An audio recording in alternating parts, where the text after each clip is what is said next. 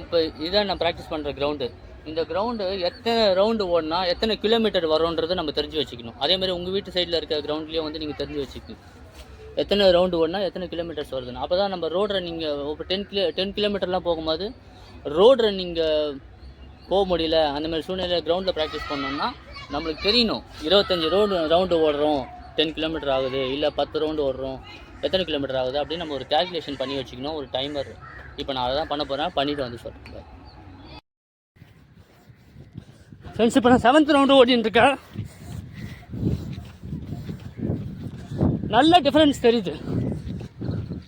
4 மணி 4:30 மணிக்கு வந்து ஓடுறதுக்கும்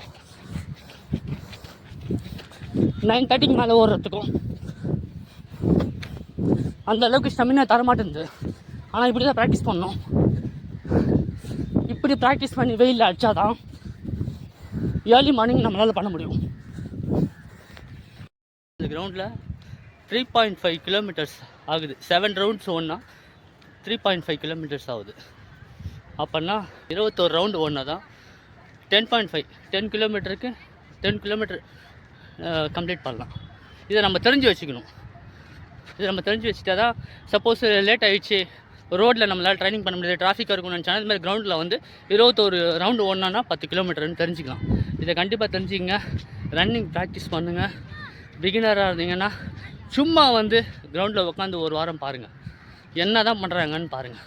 அதை பார்த்தாலே சின்ன சின்ன இன்ட்ரெஸ்ட் வரும். அதுவே ஒரு லீடாக இருக்கும் நம்மளுக்கு.